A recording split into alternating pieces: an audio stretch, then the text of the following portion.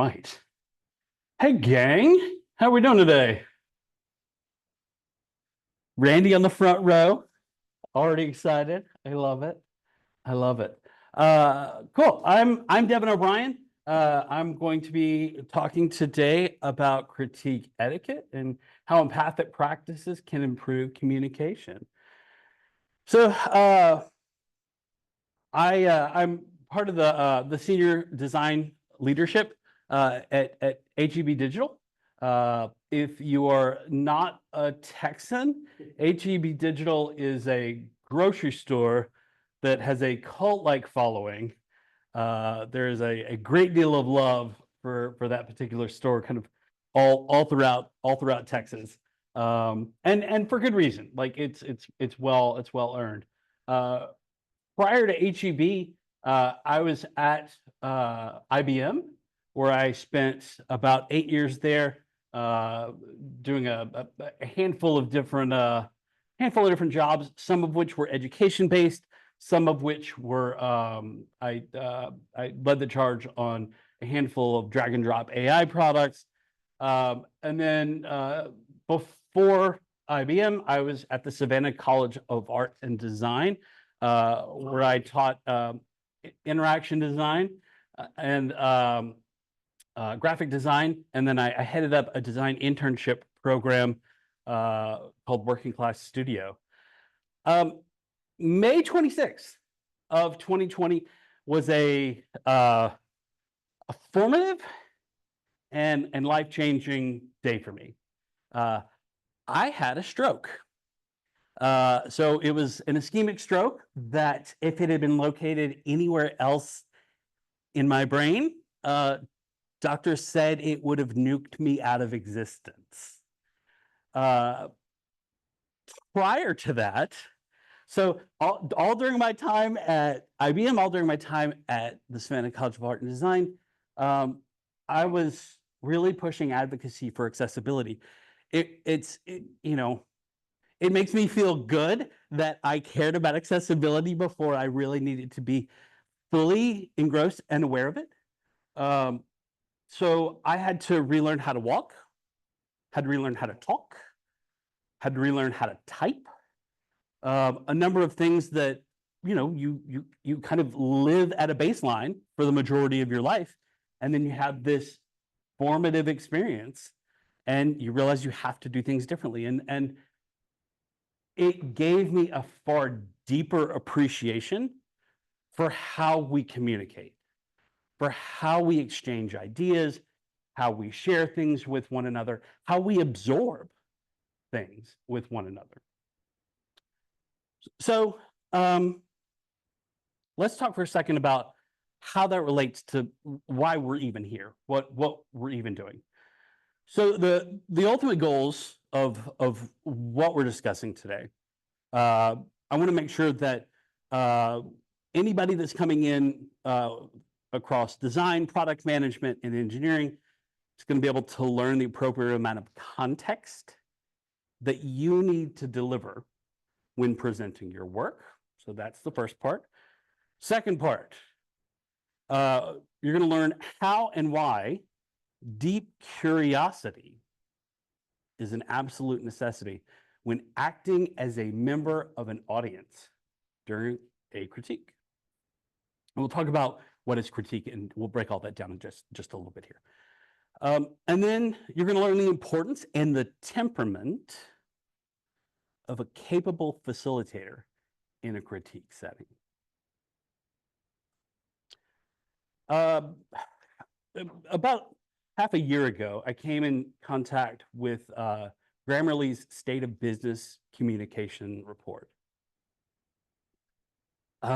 It really, the report is mostly about AI, which I have an interesting relationship with to begin with. But it brought up some pretty important bits of information, right? It called out that there is, whenever communication breaks down, there's a 32% increase in production costs. Well, that stinks, right? 37% increase in missed deadlines and extended timelines. You think about the emotional effect. Yes, sir, Randy. How do they? I don't mean to be this guy. Oh, Yeah. I think I have to wait for the microphone. But how do they? How do you? They? Oh, There you go, bud. there you go.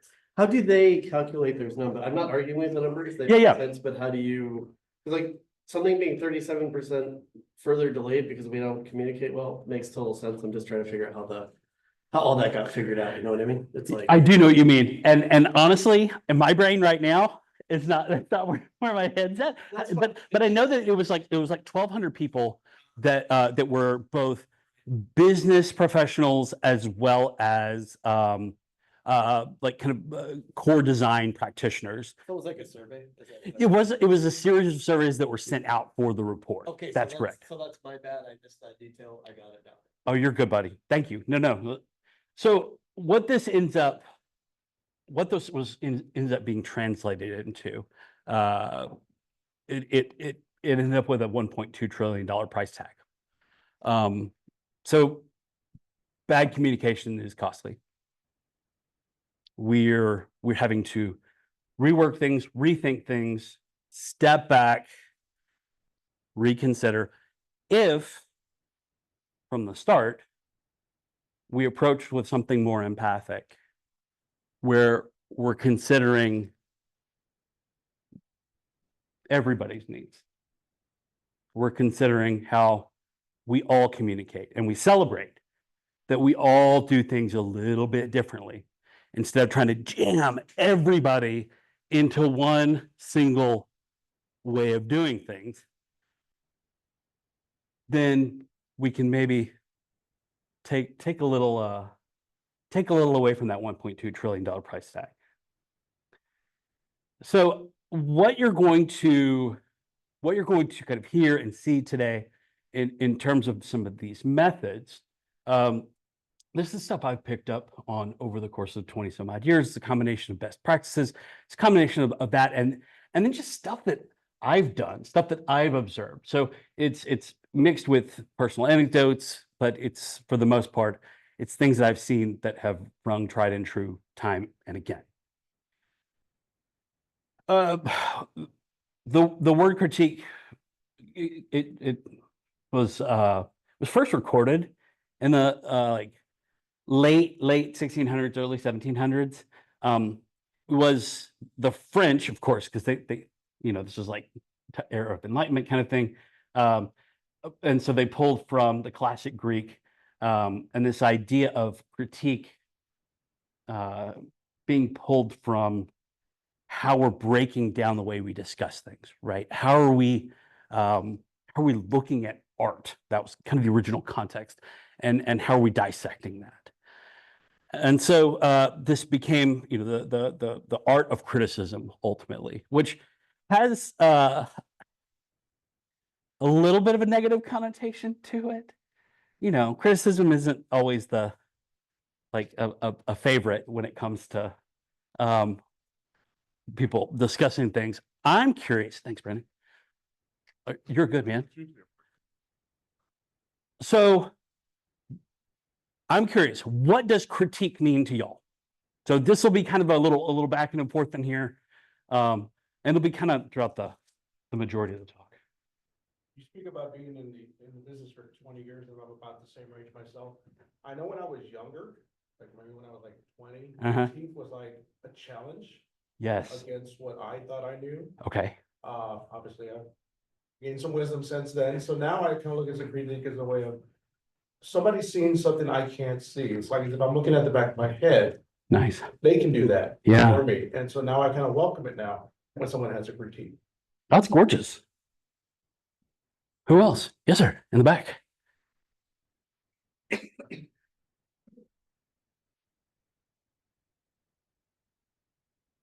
I think critique means positive and or negative feedback. Yes.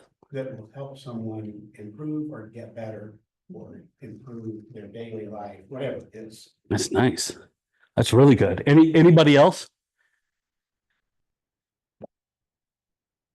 All right. I'm gonna break y'all out of some of this shyness later. Don't worry. Don't worry. We'll be good. We'll be good. There's no judgment. You're fine. So out of curiosity, anybody got negative connotation to the word critique? We're gonna start here with Amy and then we'll move to Randy. Sorry, growing up, yes, I would define the word critical. Ooh, So yeah. I kind of think it's a part. Yeah. And I think when you're presenting something, you might have that positive. So then anything coming out that's sort of picking it apart, you have to say, this is constructive, detailed feedback and not take it negatively. But I think that crit part with the critical has a negative connotation. That's really well put. I agree. And then Randy over here.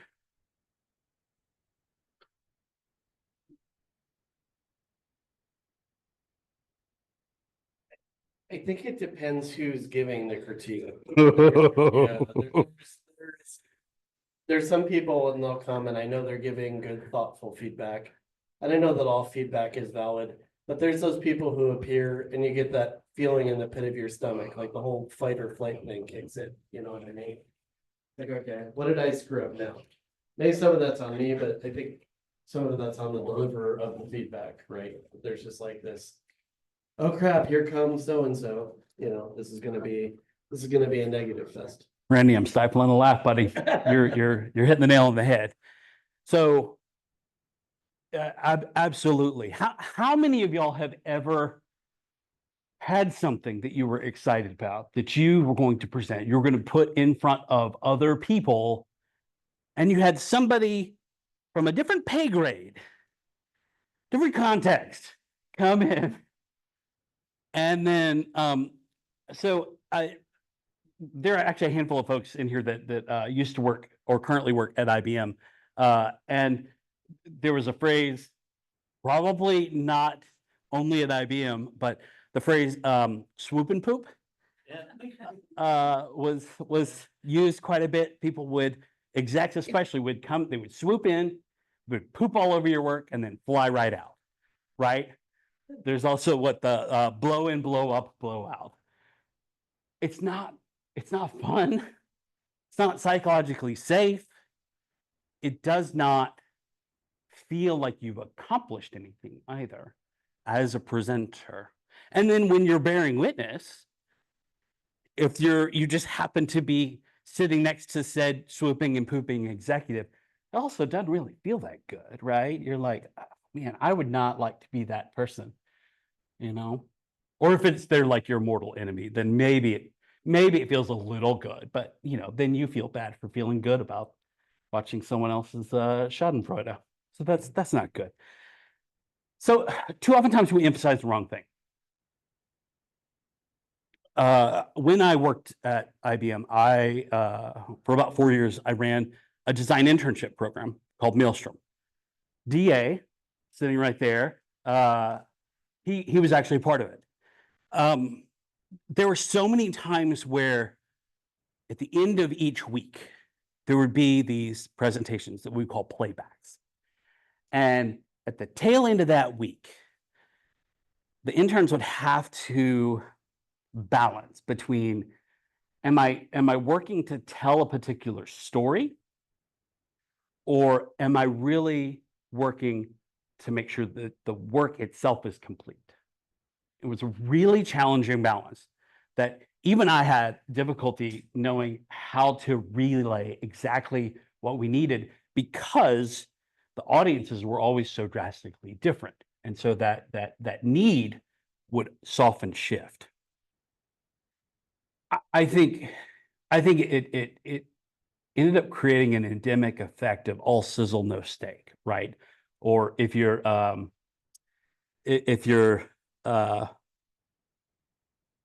Texan, there's what is it? All hat, no cowboy. Well, I had no cap. Yeah, there you go. So the idea of making sure that you're emphasizing the right thing is something of great importance.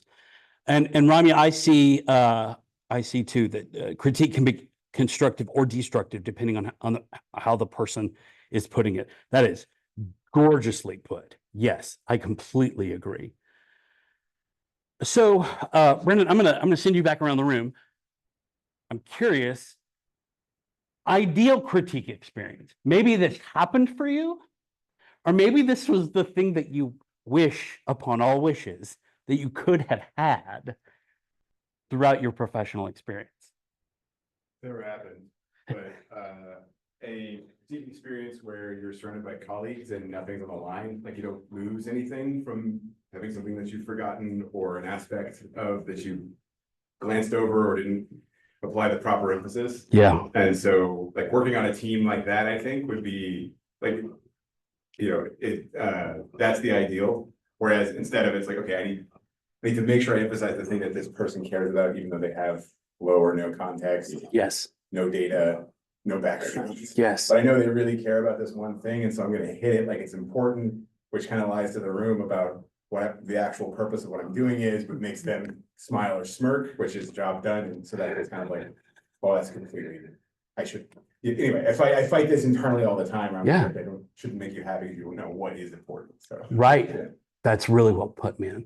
Yeah, I mean, there's kind of a performance that tends to happen, right? Where you're putting yourself on the line, your reputation, your ego, your fear. There's a lot of emotions that come into play whenever something that you're working on, something that's your baby, is being put out in front of other people. And that fear of not being allowed to say, I don't know, really stings. And it causes you to make decisions sometimes that aren't necessarily who you are. They aren't necessarily reflective of what the audience needs either. So that's great. Who else? Ideal critique experience. Amy. Just looking at it from all angles, it would be where people are excited about whatever's being presented. And you're kind of building on what it is. And people are feeling free to say, this is fantastic. Mhm. What do you think about if we did it this way? And then someone else could say, yeah, and so then it becomes more building on it and not tearing it down. So Yes. there's like a comfort to deliver, feedback as well as accept it. Absolutely. That's really well put.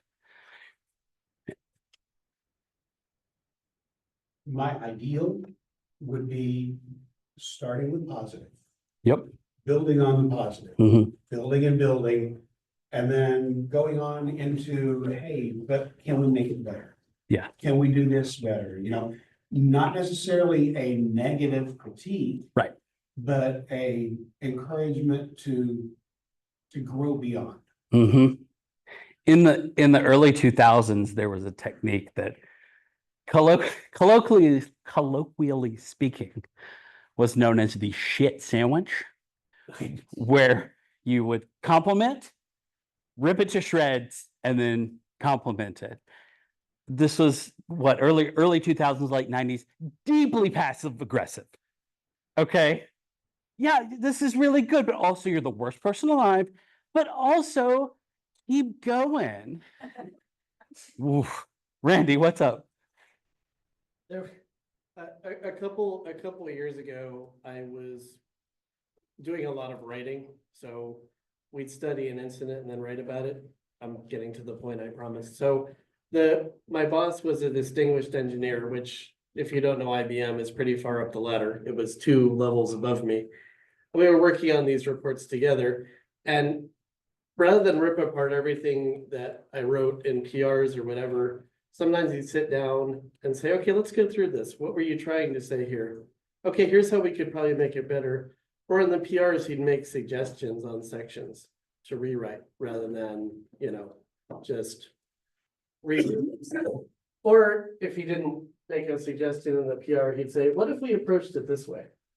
And I think that point was already made, and that's far better than the, swoop and poop stuff from 2 levels. Indeed.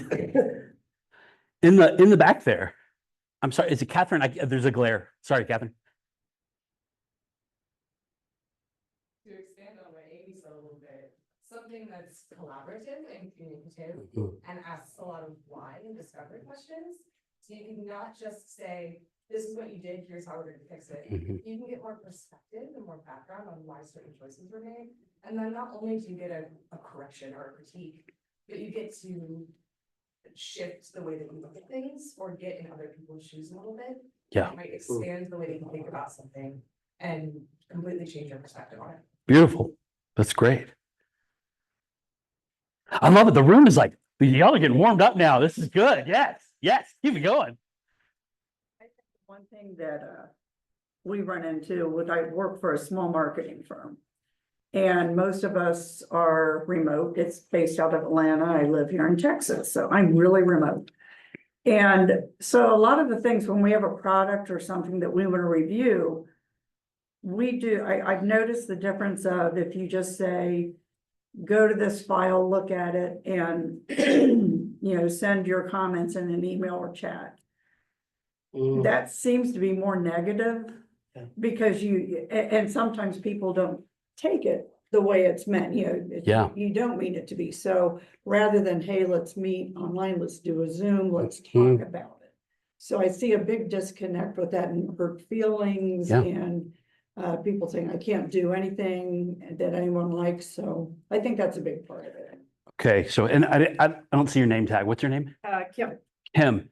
Okay. So you're like bridging us into the crux of all of this, right? This element of empathic practices. That's the through line.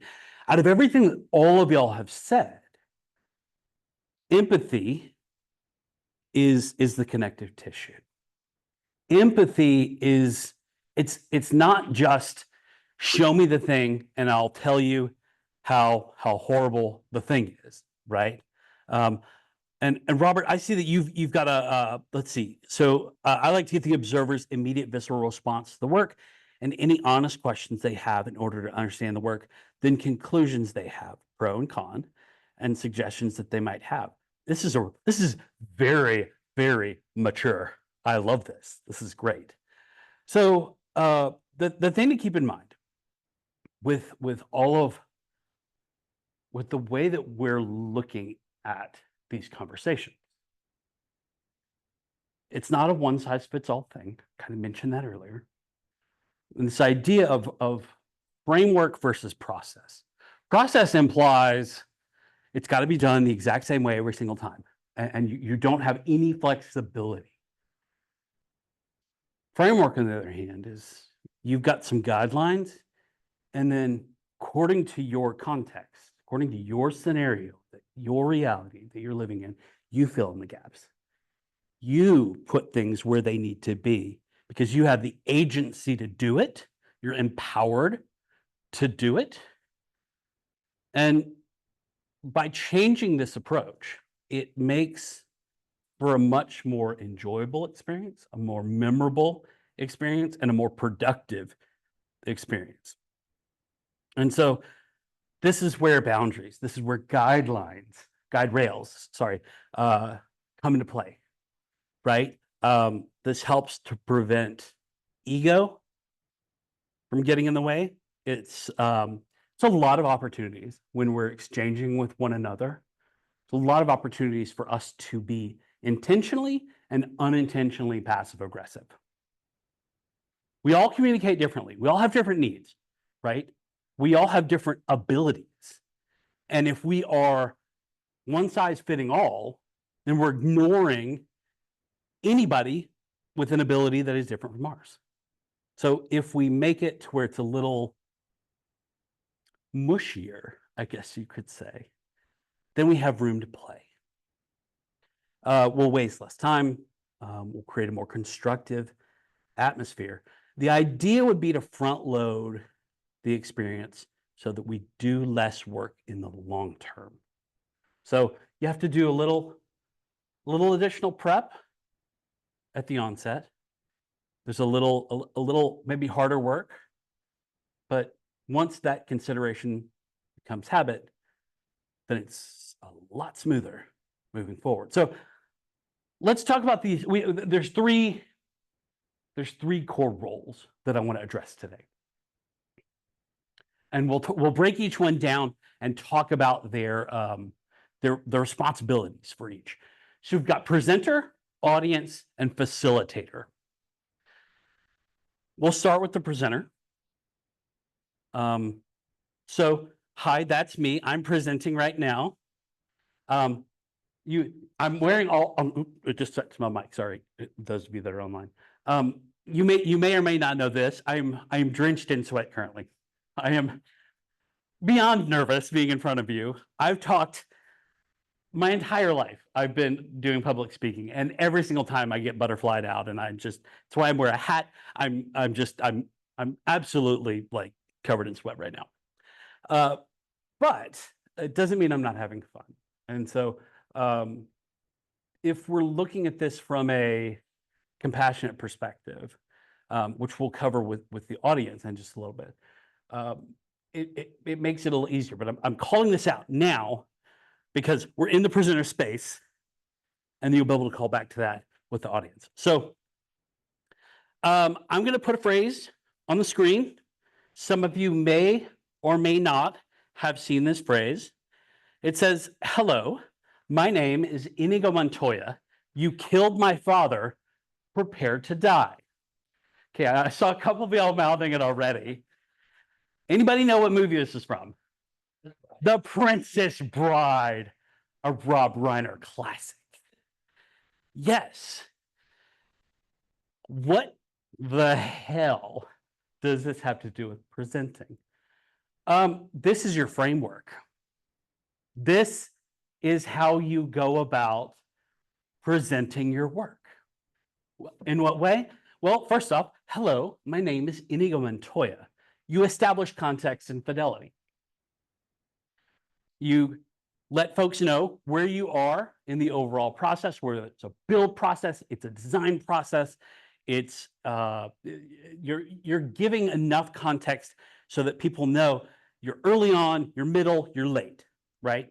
Then you're able to advocate the intent or the motivation of your user, the person that's the focus of what you're presenting. And then you can communicate the overall level of fidelity. The amount of times I've come into a conversation and there's this assumption that because there's a high level of fidelity, that genuine thought was put toward a particular user flow, when in fact they were just using a design system that was really polished looking, but there really wasn't a lot of exploration done around, should we take this path? Should the user go from point A to point C? A lot of assumptions that tend to get made when you've got a design system and it's not used properly. So communicate that level of fidelity. All right, hello, my name is Inigo Montoya. You killed my father. So you're defining the limitations and expectations in this space. You're letting folks know, hey, I had a technical feasibility problem. There's something political that's keeping me from attaining my goal. There's a time problem that needs to be adjusted. Would you mind, we're going to be on the slide for a little bit. Would you mind putting the closed captioning up at the top of the screen? Brendan, thank you so much, bud. Being able to look at it from a flexible enough perspective, a mature enough perspective that you have agency as a presenter, that you can move in and out of, I'm holding note cards and I'm super nervous, versus I'm engaging with the people that are right in front of me. That's one, it's a total power play. And two, it takes the pressure off of you as a presenter. So being able to say, I need this from you as my audience. We're coming into this. I'm not saying validate me as a designer, as a person, as a practitioner of whatever it is I'm doing. Like, this is super general. This is not just pertaining to like design flows and things of that nature. Being able to say, I need you to respond to me and give me this information back.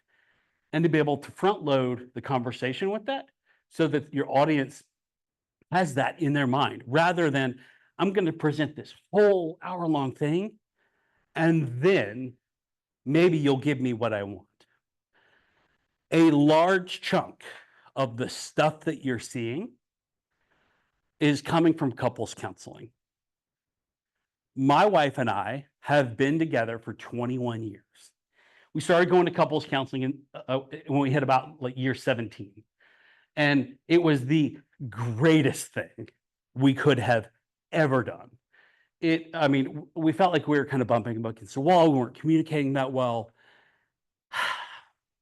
We came to realize there's this relationship between speaking directly and speaking compassionately, right?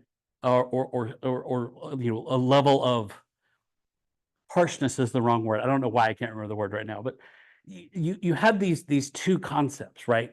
Being kind and sort of gentle versus being really direct. Well, if you're only kind and you're not direct, you're never going to get your point across. If you're only direct and you're not kind and respectful, that's the word, respectful. If you're not respectful and you're only direct, you're just going to come across like really mean, right? You do neither and you get nothing done. So the goal is to try to balance out and try to find that space. We're speaking directly, but you're speaking respectfully. And so that's where you're able to request that type of feedback and say, this is what I need, and this is how I need it given back to me. Then being able to say things like, hey, it got messed up in the past. Like, these are things that I have trouble trusting. These are my concerns. You're delivering the appropriate amount of context. We're still on presenter stuff. Everybody still with me? Y'all okay? Okay, excellent. Okay, now for the rough one. Prepare to die. You reveal the plan and the overall needs. So for designers, you're typically going to put this into the context of a story, right? You're going to show how it's, and for all my people that are photo takers, I have all of it all on one screen on the next slide. So yeah, and so for those that are online, they're my screenshot people. The next slide will be your screenshot. So being able to put it in the context of a story, make it relatable, so that you're not just saying this button gets clicked and it gets clicked after this other button. Being able to explain the motivation behind why someone is doing what they're doing is a genuine necessity. And then being able to, this was a phrase that got used at IBM Design a whole lot. Strong convictions held loosely. So be ready to fight for the stuff that you're putting out in front of people. But if it's really obvious that you're wrong and that it doesn't make sense for you to keep going down that path, it's okay. It's okay to back off. It's okay to say, oh, I was wrong. And so there's a level of humility that has to go into this. For some of us, that's easy. For some of us, that's hard. For all of us, it's uncomfortable. Randy.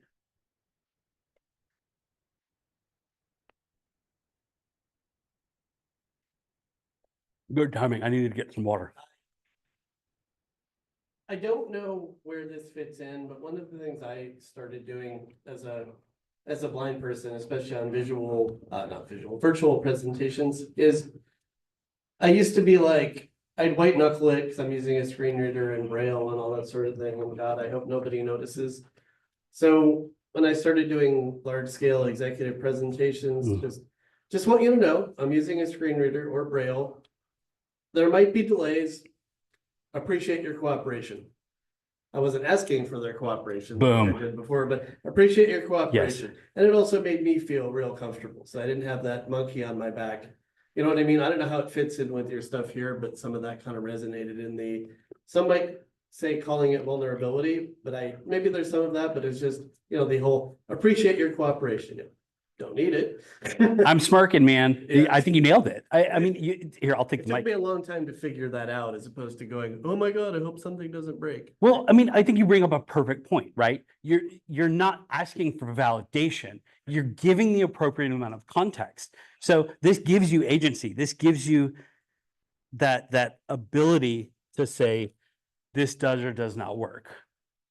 And you're leveling the expectations. All right. So, and then the last piece. How does it all fit together? Like your chances are, if you're presenting something, you're showing a tiny microcosm of how things lock into a much grander scheme. Okay. And so being able to point out how all this stuff fits together, because we'll talk about that in just a second with the audience, but they want to know how this matters to them. Like, how does this relate? Why should they pay attention? Why is that important? So, all right, for all my people that are taking photos of slides, there you go. Here's a slide that has all the stuff. And then let me know once everybody that needs to take their photos, taking them. You're good? Perfect. Thank you. Good communication. Well done. So what happens when this backfires? Because let's be honest, it's nice and squishy, it's emotional, it's very kumbaya. Everybody loves everybody, right?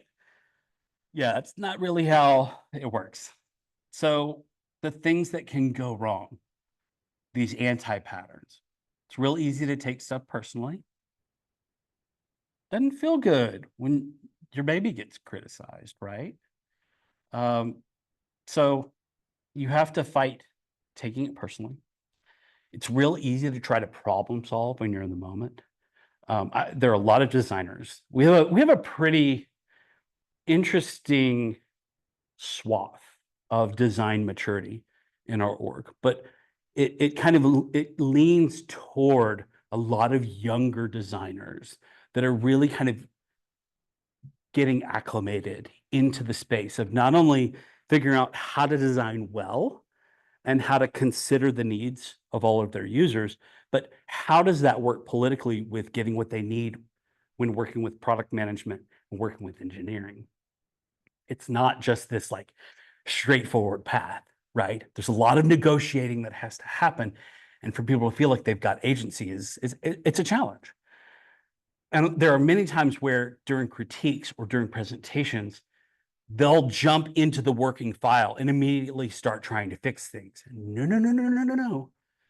Take notes so you can think about it.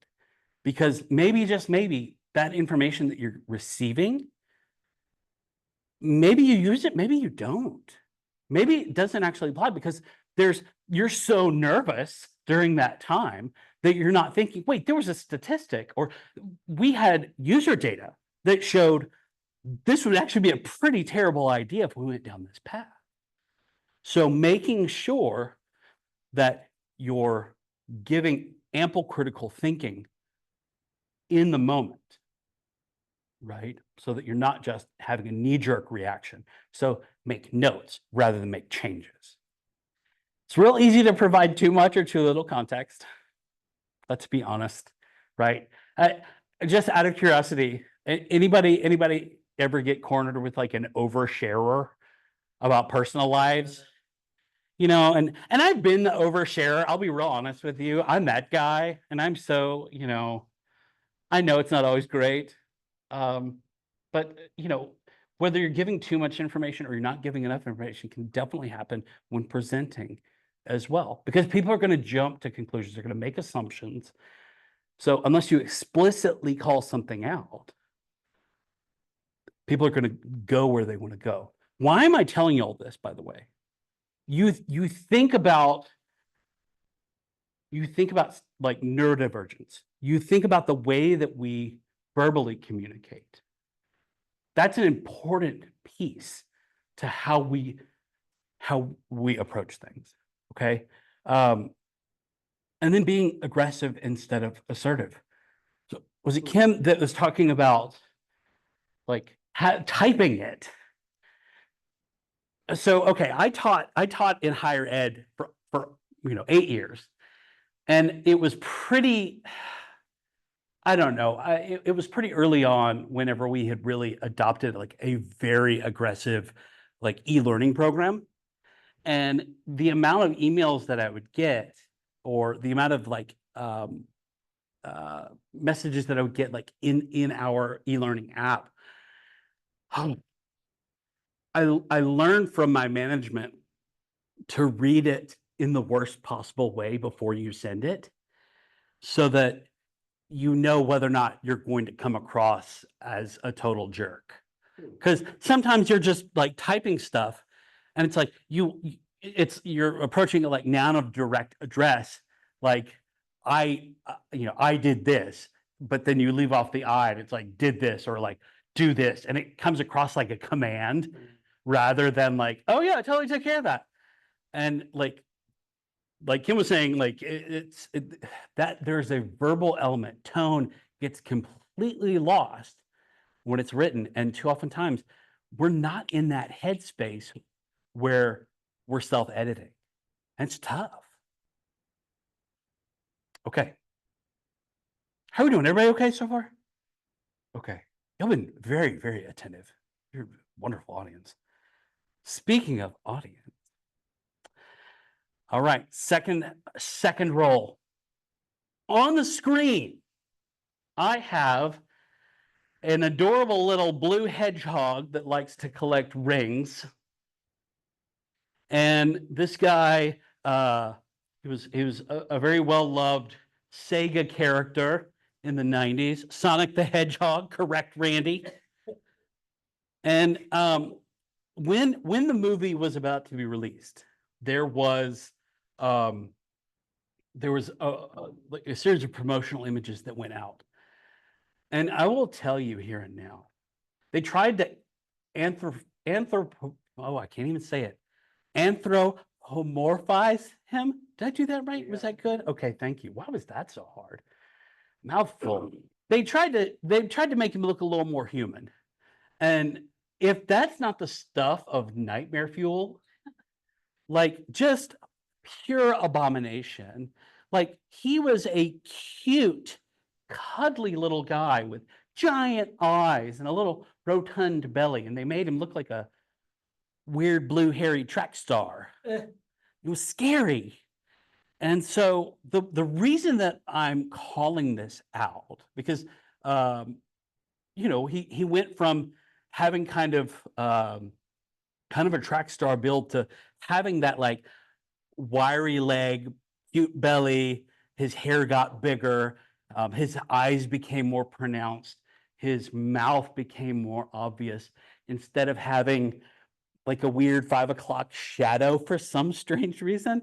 His lower half of his face became smoother, and he was perceived as more lovable. So why am I calling this out? What does this have? Why? Like, I'm talking about an audience here. So anybody want to venture a guess? And don't worry about the mic. I'll just repeat whatever y'all say. What does this have to do with anything? What does Sonic the Hedgehog have to do with an audience? A before and after Sonic the Hedgehog. Meet their needs, or they're not relatable. Beautiful. And then in the back, the anger, the backlash. Yes, y'all nailed it. Yeah. All of this happened because of an outspoken fan base, because you had an engaged audience. They were not asleep. They were like, okay, put this movie out. We dare you, because then we won't go see it. And how much money will you lose for a possible tentpole franchise? So curiosity was encouraged. So let's break this down. You, as an audience, you have to be curious. You've got to keep the focus on the user, right? This isn't about the person presenting. This is about the thing that is being presented, right? If it's flow that's being presented, if this is about a user base, that's where that focus needs to be placed. You've got to ask challenging questions. You've got to be in it. And another piece is, how does this relate to me? How can I apply this to what I do? So if this interaction exists, is this going to change the way I work? Is this going to change the way I do things? DA, what's up? Yeah, I'll grab it. Brendan, where's the mic? I got you, bud. Thank you.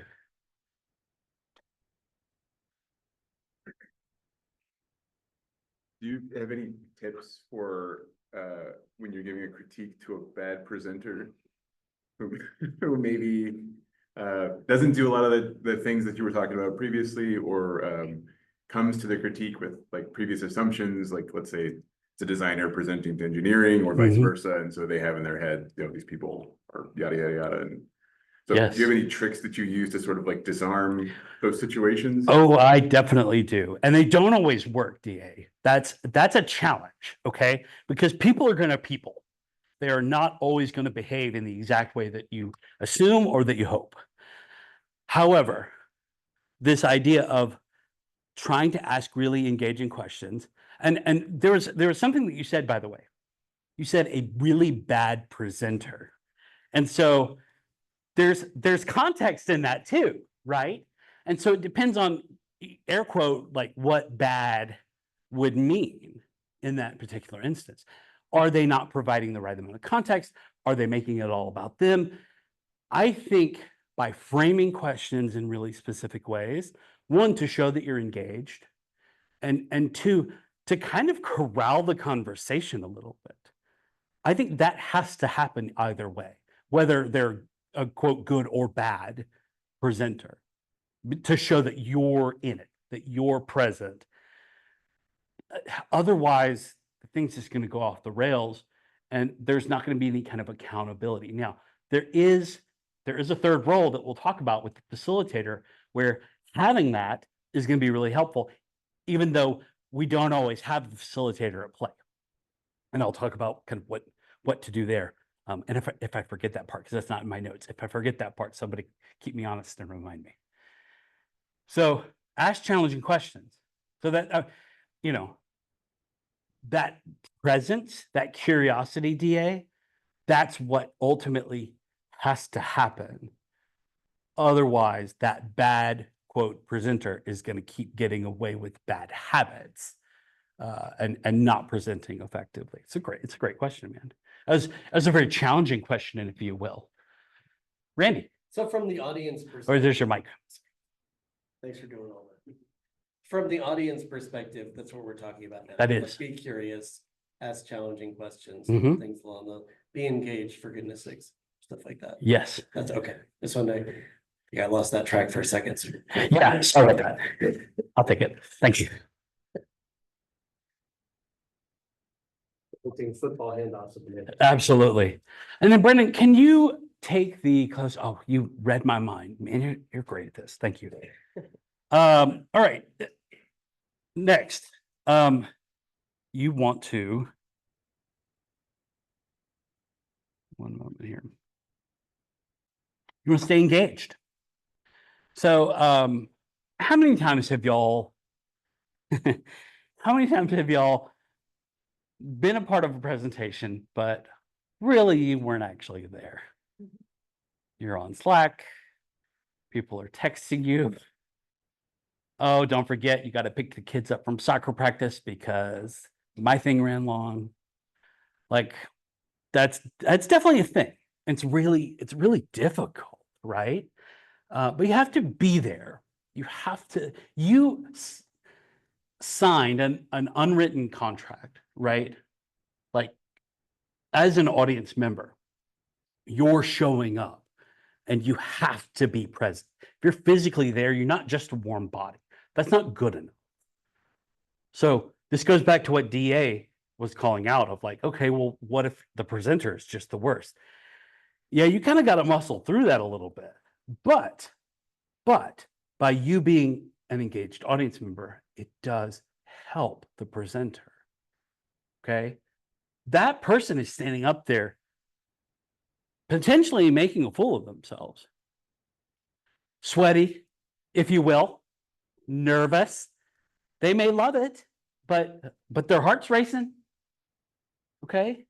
If you can have compassion, if you can approach with empathy with that particular presentation, even if they're your greatest nemesis and you want them to do terribly, it still helps. Because let's face it, like if somebody's presenting something, you want it to at least go well enough. Even if the idea is bad, they get good feedback and they improve on it and they make it something worth following through on. Otherwise, they just keep heading down the wrong path. In the back there, Catherine. Just wanted to put a plug in for my neurodivergent friends too, because sometimes your audience is not engaged because they can't be. Yes. Yes. Empathy is a two-way street, so having a presenter too, who can be empathetic, if an audience member comes to them and says, today is not a focus day for me. I can't be present, I can't be engaged. Could you sit down with me one-on-one another time, or could you share slides, or whatever might work better? That's gorgeously put. And yes, it is an absolute two-way street. And so by approaching with empathy and giving the amount of context that's needed, asking the right questions, and being able to provide information, you're setting up for something that's a lot more empathy-based rather than this is the one-size-fits-all. Why aren't you adhering to this exact set of rules? Gorgeously put, Catherine. Yes. And then that kind of feeds into don't make it personal, right? It's if you are intentionally saying like, why are you so bad at this? You're getting up and you're presenting and you're literally terrible at this. That's an affront. That's a personal slight. And that makes it that much harder for that person to get back up again and to do the brave thing. So you got to fight it. Like there was a time when I worked at another company. I won't call it out because there were some hiring practices that were a little rough. There was like a mass set of hirings that were going on, and there was a lot of like back channel conversation that was occurring because people were giving these like big presentations to like the majority of the designers. So it was like this panel of like 20 people all typing on their computers, sitting in judgment and like talking about how like, okay, so why are they wearing this? Like, what are they talking about? This is so stupid. They're really bad at this. I totally wouldn't have approached it this way. And like, I ended up calling it out and I got smacked down because I was told that's just the culture. Get over it. And it's like, man, this is pretty shitty culture. And that was not met with great joy. But it eventually got changed because other people saw that it was deeply problematic as well. These things don't occur in a vacuum, by the way. Anything that's being presented, it's not happening solely in this particular space. So being able to ask questions about, okay, well, where do you want to take this? How does this fit into what's happened? Where's this going? So what are the future steps of this particular project? And then knowing the value of structure is a really important bit here, right? Being able to speak with other benchmarks and other frameworks so that you're all using a similar language, it's going to be really important, right? If you're calling out, well, this particular company uses this exact language, but nobody at your company uses that terminology. We're in this phase. Well, I don't know what that phase is. What's that phase? So being able to agree upon a particular set of terminology, being explicit, having a glossary can even be helpful so that you're all referring to the same types of things.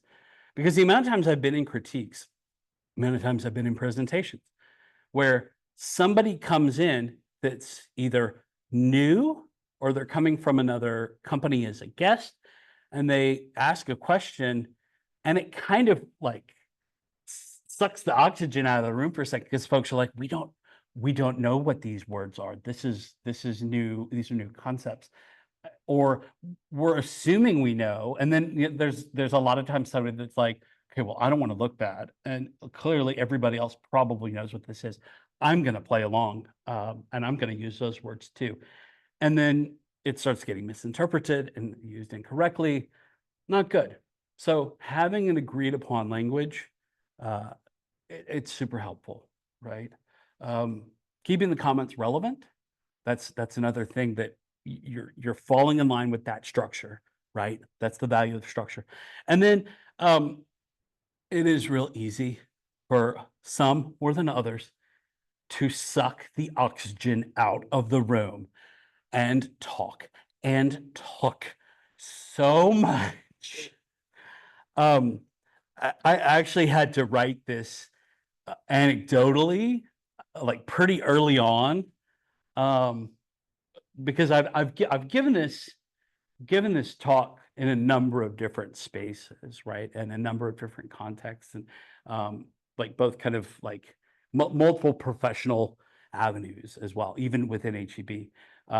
But like that it's sort of like the reason that there's a sign for stuff is because something happened, like, okay, don't eat these like red hot glowing coals. Okay, well, the reason a sign exists is because somebody tried to eat the red hot glowing coals. This is that sign. Okay, the amount of times that ego has won and people who are pretty high up the food chain feel the need to keep talking and talking and talking. It's pretty cool.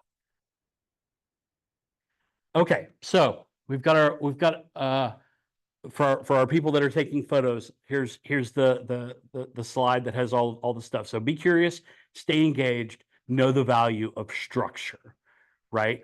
So that's your summary of being an effective audience member, a skillful audience member. You got it? Excellent. Okay. Anti-patterns. Well, okay, so this kind of goes back into talking too much or not enough. So you can suck the oxygen out of the room, or if you're just a participant and you're not really taking part, you're being just as ineffective as the person that's talking too much. Maybe even worse. Now, if you're saying, oh, I'm taking notes, and later on I'm going to put this into a correspondence, okay, cool. You can edit, you can do those things, but you've also got to give that context. You can't just be like, they're going to assume that I'm taking notes and I'll hit them back later. You've got to give that feedback. It's a conversation between the audience and the presenter. Don't make it personal, okay? I warned with the presenter, don't take it personally. For the audience, don't make it personal. It's real easy to lose sight of the user needs. So stay on that, right? When you're in a design critique, when you're in a presentation space where it's really easy to not think about who is being taken care of, right? What those motivations are.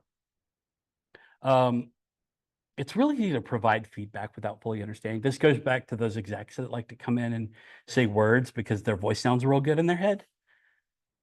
It happens. It's kind of an inevitability, right?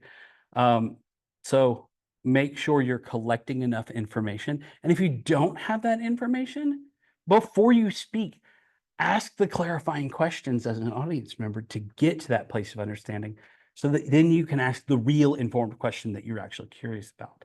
And don't forget about the scope. Like sometimes you're like, okay, well, why is the typography this particular size? Okay, well, this is a wireframe, bro. Like I don't know. Like we haven't even gotten there yet. So having that appropriate context is going to be really, really important. DA, you got a question? Thanks, Brandon.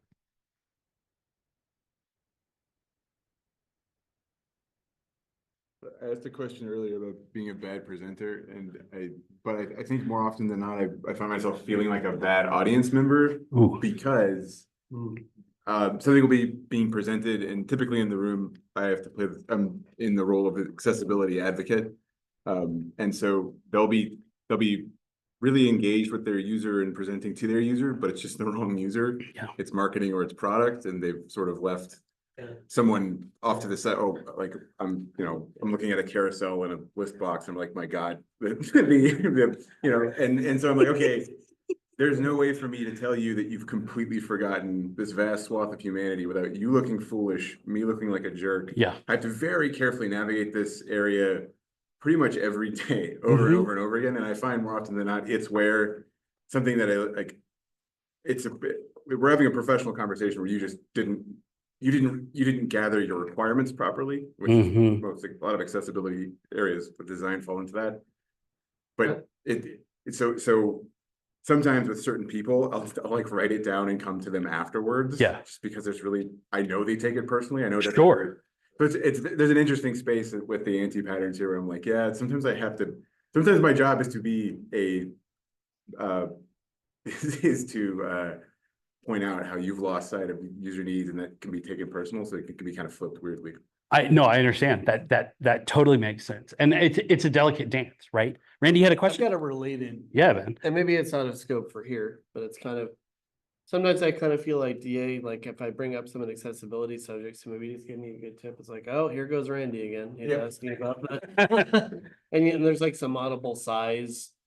Ooh. Yeah, well, that's a shitty culture thing, but that's a Yeah. whole separate story for a different day. Yeah. But does that speak to the strategy DA came up with? Maybe approach them later. Hey, have you thought about this? Yeah. Or is there a different way I could approach that sort of thing? This would be out of scope. but I mean, just I- thought I would, I think, Randy, I think the both of you make amazing points. This idea of you can't always address everything all at once, right? Okay. And there are going to be times where the most compassionate thing you can do is hold off, collect your thoughts in a way that's going to be diplomatic, and then deliver them in a more one-on-one setting. But you're still engaged. But you're still engaged. I mean, that's the important thing here, right? Because otherwise, if you've shut down because, well, they're not even trying. Well, then you stop trying, and then nobody wins. So it stinks because it means that you're exerting additional energy, but ideally you're improving a relationship so that they can learn from it and they don't mess up in the same way again and again. Does that track? Yep. Okay, perfect. Any other questions before we move on? Just one thing I wanted to add real quick. I'll talk loud. Oh, it can pick me up. It can pick you up. Oh, DA with that booming voice. I sometimes ride the line between, should I call this out in public so that everyone learns together and grows together? Because if I come to them in secret later, and I sort of say like, hey, you've crashed a car and you didn't know it, and now you have all this work to do, and it's going to be really arduous and difficult, and it's the longest point from A to B. If you wanted to get accessibility, like this is mid-fire, hi-fi, in wireframes, we could have caught this. But if I had, part of me feels guilty for not having more of those conversations out loud, but those are the conversations that have a tendency towards being seen as personal. Yeah. Or adversarial. And so at some point you sort of earn enough where it's like you just become the Randy in the room, where it's like the Randy in the room. Say something about accessibility, we expect them to say something about accessibility. Yeah. But then there's also part of me that's like, so I'm always conflicted about when to do that, especially if it's a cross-discipline critique. Like absolutely. Well, I think if you know the person, it helps, right? If you know how they're going to respond, I think as long as you're operating with empathy in mind, right? If you're doing it for the sake of your ego, because like, oh, I'm going to make a point. Well, that's one thing. If you're doing it because you're trying to speak up for those that can't speak up, okay, well, you've got to drive now, but is it going to be heard? Is it going to be received? And so that's ultimately the goal. This goes back to that, like, are you being direct and are you being respectful? So if you're being direct, then yeah, you're speaking up for those that can't speak for themselves. You're being the representation where there was none. That's great. But if you're hitting them with a sledgehammer, they're not going to receive it and it's going to go over their heads. And then you've lost the message, just like they lost the message. So I think that's one that you have to read. It's hard because it requires like effort. And effort sucks. It's exhausting. Amy. I so struggle with that also. Angela can attest. I have tried so many different strategies. One that can work, because you're right. If you don't say anything, then it's like, well, that was approved. You were there. Why didn't you say anything? But then you're like, well, I didn't want to. So sometimes you can flip it. So you can say, okay, well, I see what you're trying to do here. How would someone who's not using a mouse get through this? Or what if I can't see the screen? Is there an alternative?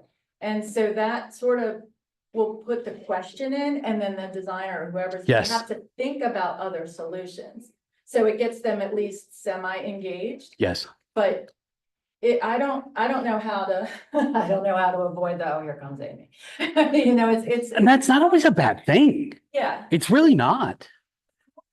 Start like when you are talking to people one-on-one, or when, you know, the designer or the developer or whoever starts to get it. What has happened, at least for us, which I'm super excited about, is more people will come up. So it's not always me going, okay, did you make sure to add the alt text, or that learn here or learn more doesn't really make a lot of sense. Can we make it more descriptive? So it's a great thing when others will start popping up. Yes. You don't have to say it quite so much as often. But Amy, do you know a lot of times what gets people excited about doing that is they've been called out about it.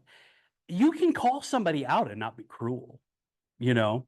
And so like I said a second ago, just because it's like, well, here comes Amy, here comes Randy, here comes DA, like that accessibility person, like that's actually a really good thing, because then they start to realize, okay, like I can trust this valid opinion because it's backed by facts. Like I can sit with this and know this is going to come from the right place. But you have to establish that as your reputation. As you do it, though, as you engage more with people, not just one single person, but as you spread that out, it keeps you from being the lightning rod as the accessibility person. You're no longer, I'm this monolith where I'm the one that's practicing accessibility and everybody else needs to listen to me. Instead, it's, okay, did you consider this? No, I did not. And you know what? As a designer, I've got agency to look past what you said and look even bigger and understand where it is or isn't being applied in a more systemic way. So it's not just, here's one thing. It's, here's an entire system that I can help affect. So the goal is for anybody that is acting accessibility person, that ultimately needs to be, how are you engendering conversation that's going to get people curious? I mean, that's what a lot of this is, right? Like what we're talking about here, empathy, curiosity, like it's all the kind of the core tenets of successful design. But it's like, it's some of the hardest bits of navigating human relationships. And quite frankly, some of the worst parts, because it's messy and it's uncomfortable. And there are a lot of times folks just reject it entirely because it's out of their wheelhouse. Yes, Michael. Yeah, I'm kind of the authority or part of the authority where I work. And I do a lot of critiques. Yeah. And because usually we have like office hours, people come in and ask, Mhm. like, we're working on this project. Do you guys see anything that might be a problem here? And usually there are. Mhm. And I have seen sometimes folks get a little scared because they think, oh, I'm going to the authority. They're gonna smite me for not getting it. I have to basically tell them like, hey, we all started at this journey Yeah. from zero. I mean, there was a point 20 years ago, I knew nothing about accessibility. You're probably where I was at that time. You have the benefit of technology working on your side to help things out now. Yeah. So you don't have to go through all the struggles I had to as a developer and finally becoming, somewhat of a professional. But I always try to couch it in that I don't know everything. Our team doesn't know everything there is. Yeah. But at least in the context of where we work, we are kind of the experts, but we're trying to make more experts here. And so I always try to tell people like, it's like the journey of 1,000 steps. You gotta take the first one before you get to the destination. You're not gonna run before you crawl first. Yep. So I always try to tell people, don't be ashamed about not knowing, Yeah. because there isn't any shame there. We all Right. start out at zero. So, and don't judge yourself against, oh, well, they've had this for so much time, they've done this longer. Because people are like, oh, you've been doing it for 20 years, you must know everything. I'm like, no, that's why I come and access you in places like Yes. this, because I'm learning too. Yes. And I always tell them, stay a student of what you're learning, be it design, be it accessibility, anything else. Because if you keep that humility of like, starting from zero, everybody starts at zero. Your critiques won't be as harsh because you realize I once was a receiver of that critique at some point. Yes. And I've been in your shoes. And I'm trying not to basically bust your balls over this kind of thing. Again, not to misgender people, but again, I try to make sure that I've been in your shoes. I've been in places where I was scared. I was not confident in my competence. Yes. And Well, you're showing empathy, right? yeah, it's about empathy, but also realizing that even as an authority figure, even if you have some authority in your agency or wherever you're working at, I've been there, yeah. don't presume that they presume that you know everything. Yeah. If that makes sense. That's great. That's beautiful. So we'll take one more in the back here, and then I got to keep moving because I realize I've got 15 minutes to go and I still have a whole section to hit. Hit me. Yeah. Hey, Mita. So I'm wondering, like, I don't need to backtrack, but like, I'm wondering if this could be from like a presenter perspective, like how to allow the audience to provide feedback and critique, like, and going into maybe providing multiple methods of providing feedback, multiple channels of communication. Yes. Second. Yeah, absolutely. I mean, so I didn't call it out as explicitly as you just did, which I think is really lovely. But, being able to say like, this is the type of feedback that I'm looking for, but you're talking about opening it up and saying like, these are avenues that I would recommend you. I'm going to add that to the presentation. I'm stealing your shit. Well done. Well done, Mita. Okay, we'll keep it rolling. We're gonna come in nicely. This is gonna be beautiful. So Michael, you brought up some really important things because you kind of opened the door to the concept of the third role, the facilitator. And so one of my favorite written characters in all of animation is Uncle Iroh from Avatar: The Last Airbender. This guy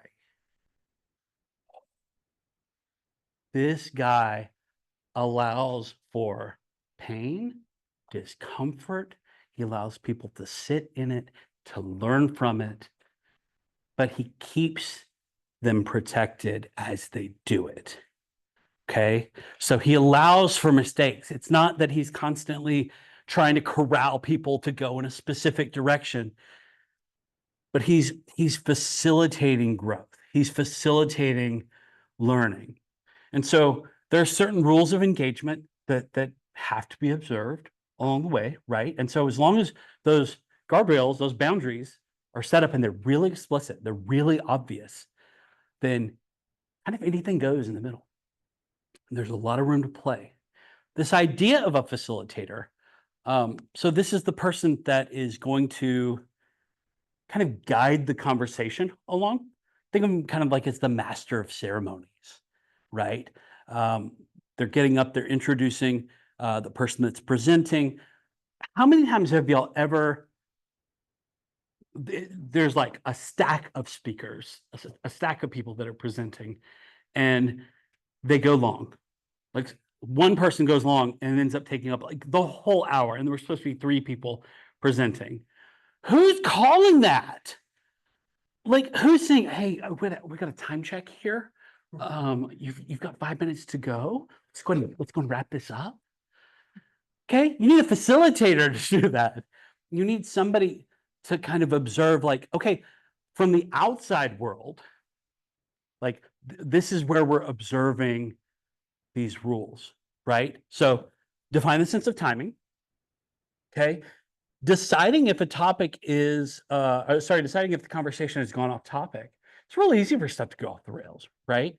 And so to make sure that there is a little bit of corralling, a little bit of nudging, it doesn't have to be like grab you by the scruff of the neck and rip you over to a specific location. It can be done gently. Like really effective facilitators, a lot of times people don't even realize that they're like putting little nudges in. Other times they do have to kind of like get aggressive, but the really effective ones aren't doing that a whole lot. They're allowing things to happen and then being like, just real quick, let's go back to this main topic and like somebody make note, put it in the parking lot, and we're going to come back to this at another point, right? Being able to time box, but time box with a little flexibility, a little empathy. And then being able to gracefully refocus that group when needed. Being able to encourage that curiosity and creativity. Y'all, this is a hard one. I've been working with one group of designers here recently where I've got a lot of folks that either don't want to present because they're kind of freaked out, they're kind of scared to, or they don't feel like they have enough stuff that is like ready enough to present. But like honestly, those early stages, that's where it's really fun to have the conversations. Like, oh, all I have is a flow. I don't even have a flow. I don't even know what I'm supposed to be doing here. Great, let's talk about that. That's the good stuff. I don't care about color and typography. We've got a design system to take care of all that. Oh man, like why are these decisions being made? Why is a carousel being put in? Oh my God, have we not learned our lesson? So that, but making sure that there's enough space for things to be ambiguous and to not try to problem solve. Just because you're in an uncomfortable space, it's really easy to try to rush in as the facilitator and be like, oh no, it's gone real bad. This is my fault. What are we gonna do? No, man, that's not what Uncle Iro would do. Uncle Iro would sit with that discomfort and he would let his nephew make the worst possible decisions ever. He's gonna go find the avatar. He'll be welcomed back into the Fire Nation. It'll be amazing. No, eventually my guy Zuko realized, no, that's not what this is all about. I missed the point. And that's kind of what Iroh's whole thing was, right? Is to guide, to help people understand, like, this is what we're actually doing. This is what we're supposed to be working on. So there's a trust in the process, and you're not overcrowding, you're not answering all the questions, but you can kind of provoke people, right? Like, I don't like y'all's name tags. Like it always makes me so happy when I'm at a conference because I get to be like, hey, Alexander, like I see your name tag. Thank you for being here. And so like by having that though, it's like a little hook, right? Where I can jump in and kind of ask for attention or ask for a specific reaction. So that's a super helpful bit. Oh man, we got 11 minutes. I'm almost there, guys. Got to blast through this. You got to create a sense of trust and safety. So you've got that contract between the presenter and the audience, right? Where that exchange is happening, where the presenter has things that they want to say, they want to put into the brains of the people that are listening. The people that are listening have the brains that want to receive the stuff. But too often times, like somewhere in the middle, it gets a little cloudy, it gets a little convoluted. And so the facilitator is paying attention to whether or not things are being absorbed. And then can occasionally ask a question to make sure that those that are maybe not bold enough to ask for themselves, or they can ask questions that kind of guide the topic a little more into the main concern. And making sure those quieter voices are represented. That's a tough one, man. Because there are some people that just don't feel confident, they don't feel comfortable, they don't want to talk, they maybe they think this presentation is stupid, they think their own ideas are stupid. There are a number of factors that go into it, and there's a lot that a facilitator has to be able to read. It requires a pretty significant amount of emotional maturity, and the only way for you to do that, the only way for you to get to that place is practice over time. If you are not an emotionally aware person, then maybe facilitation is not your bag. However, there are things you can learn. It's not like you have to get it perfect every single time. As long as you're operating with empathy to some effect, it'll be acknowledged, it'll be seen. Like you're trying to allow for a conversation. Your goal is not to be front and center. You're kind of like, how many of you are, when it comes to movies, how many of you are like dead set certain you know exactly what an executive producer does? See, that's a facilitator. By the way, there were no hands raised. There was not a single hand raised in this room of what people know what an executive producer does. They're facilitating things, right? They're making opportunities occur, right? Whether it's monetarily, whether it has to do with introducing people to other people, but it's not a front and center job. And there's an ego element that can be really easy for people that are maybe like really outgoing to fall into that trap and make it all about them. Wrong thing, absolute wrong thing. Like folks that are most deeply introverted can be some of the greatest facilitators because they're not making it about them. And they understand from a firsthand perspective how uncomfortable it can be to be either a presenter or an audience member. So creating that sense of trust and safety, you're listening to the needs of the presenter, you act on that, you nudge the quieter voices, and you confidently create framework that gives space. So for all my picture takers, feel free. Oh yeah, Brendan, do you mind bumping that over to cover up IRO? Perfect. And then Michael, you had a question? Oh, okay, great, perfect. Okay. Perfect. Everybody, oh yeah, I see the cameras. So I think we can get an electronic version of the slides, right? Too. Yes, there will be. Conference is supposed to do that. Yes, yeah. 2 weeks ago, I sent them my slides, locked in. Felt very proud. I was like, man, I don't have to make any changes for 2 weeks. That's pretty nice. I'm feeling pretty good. I did it the day of the deadline, but I got it. Oh, nice. Good job, man. Anti-patterns. We got 3 here. Getting distracted and losing focus. Yeah, that's a problem. That's a problem for me. Have a difficulty on that one. But it's real easy. It's real easy to do, right? This goes back to being that person that's sucking all the oxygen out of the room. Like a facilitator is not the star of the show. Being able to explain, making it to where you're explaining all the work. So there have been instances where managers have been the facilitator. There's nothing wrong with that. That's fine, as long as the manager understands it's not their job to answer the questions. So individual contributors would go in, they would present, and then an exec would ask a question, and then a manager would jump in, try to save the day. No, that completely removes any power that individual contributor had. That I've got agency, I've got the ability to make these decisions, I am empowered to do these particular things. That stinks. That's really awful. So instead, allowing the discomfort to happen. If the individual contributor does not have the answer, let them not have the answer. If they ask for help and you're their manager, yeah, offer that. But like, don't be that person. This has been a really hard lesson. I've got 2 kids One's 15. Oh my God. One's 12. Oh my God. And we are one is in sixth grade, one is finishing up sophomore year. Wow.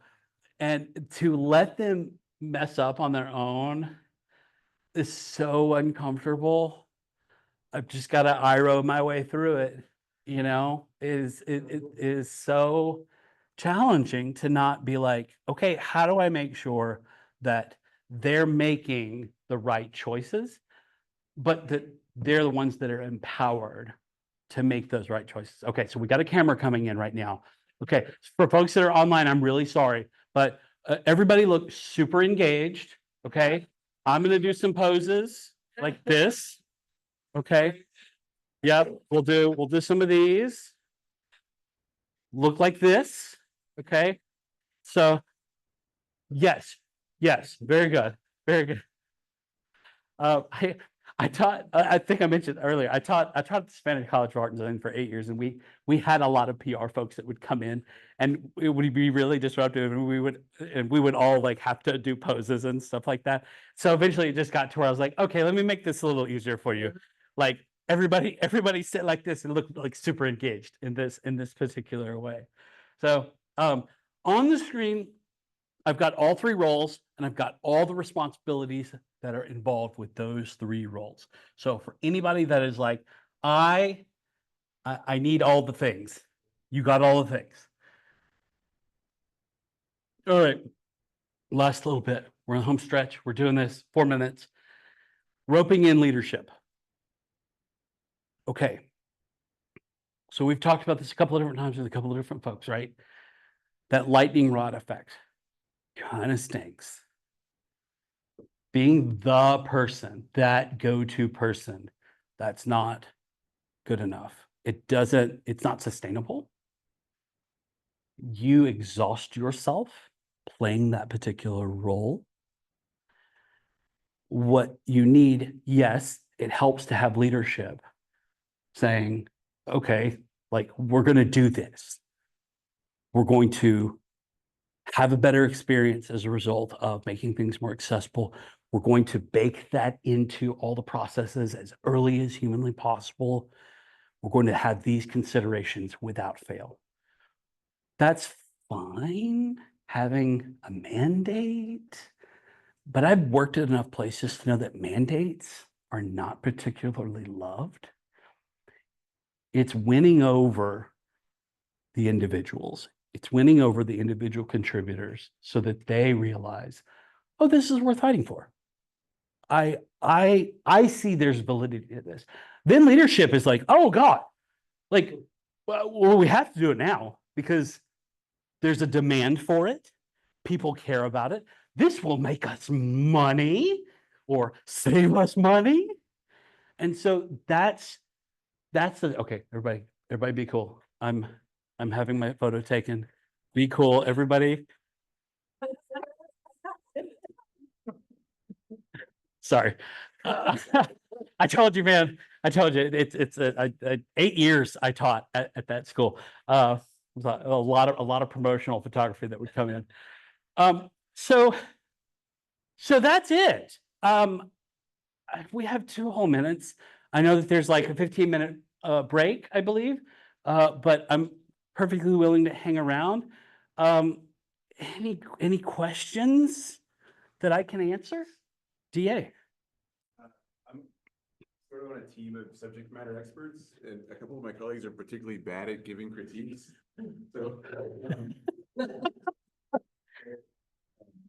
right, sometimes have a tendency to get personal, or can get condescending, or they can sort of like appeal to authority in a weird way that doesn't really make it a trusting environment or something like that. So teaching across to the person next to you, especially if it's like another senior person, and kind of, do you have any like tips or tricks or kind of how to, because I feel like I'm painfully aware of when I'm making someone uncomfortable. Yeah. So I'll go way out of my way to make sure I either can minimize it or I can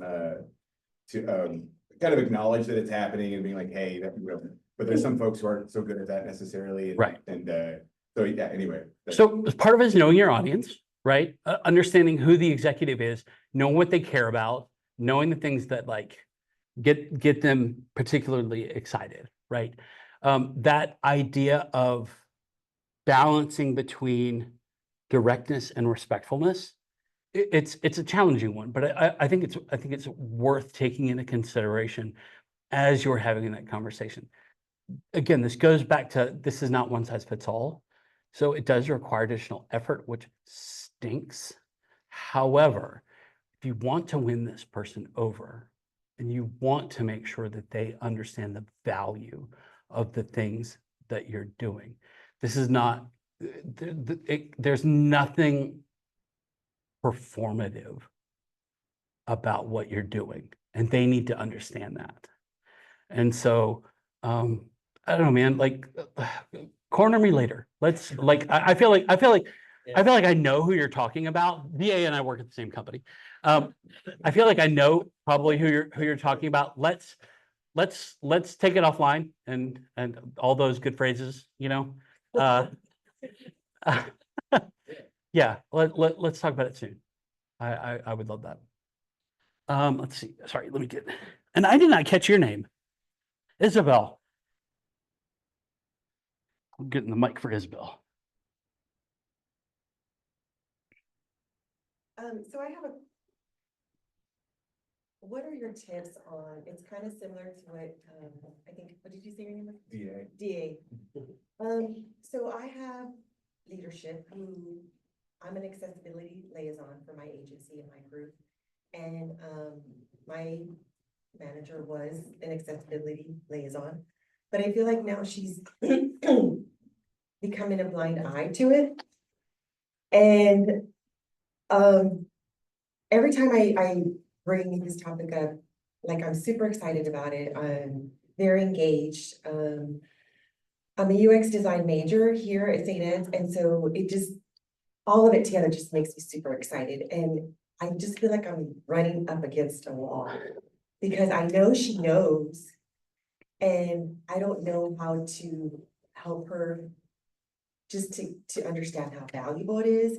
We have a coworker who uses assistive technology, and I work with him very often on so many things that we bounce ideas off of. And I'm just like, how do you not, why are you not excited about this, engaged with this, mandating it? Yeah. So to speak, like, I'm just not sure what to do anymore. Any tips, feedback? Yeah, actually. So there was a bit in the audience section that had to do with making sure you're putting it in the context of how does this affect them? There are some people, for better or for worse, that won't change the way they think about things until they realize how it directly affects the way they do things. It stinks, but sometimes folks will not budge until they realize there's a negative impact on how they're doing what they're doing. Find that, okay? There is an element of compassion that it hasn't been unlocked for them yet. Now, is that your mission? Doesn't have to be, but if you're wanting to be impactful, like genuine one-on-one conversations are going to get you a lot further than, hey, we're talking real big and in public. Because folks tend to grandstand, they tend to get offended a lot faster because, oh my God, there's ego involved, there's other people, they're looking at me. Okay, now I'm trying to gauge what, like even just like the people that are nodding right now, thanks Amy, the people that are nodding, it's like, okay, so they're affirming me. Oh, I see that I'm doing this right. I'm doing real good. When it's one-on-one, it's a lot easier to maintain that particular opinion and understand your stance and understand the stance of the other person. So there's an explicit communication element. There is being respectful, there's being direct. And a lot of times, like, so former CEO of IBM, Jenny Remedi, there was a quote that I'll forever love. It's that growth and comfort can never coexist. And so you're going to have to get uncomfortable. And that person is going to have to get uncomfortable. And it stinks, but it'll be memorable. And that's what you're looking for, right? Like for that compassion to be unlocked, there's probably an uncomfortable element that has to happen. Otherwise, they just get to keep like rolling over the same way they always have. I think that's how a lot of compassion gets unlocked, is that people are called out on stuff when they didn't realize, oh man, like I had no idea I was walking on your feet this whole time. Now that I've been called out on it, I'm willing to make an adjustment. I see how that relates to me. I see that I messed up, mea culpa. Or they're just going to keep being an asshole. And sometimes that happens. And that's not ideal, but it's just, it does, sadly does happen. Yeah. At least you know you're dealing with an asshole. At least you know you're dealing with an asshole. Yeah. It's true. It's just.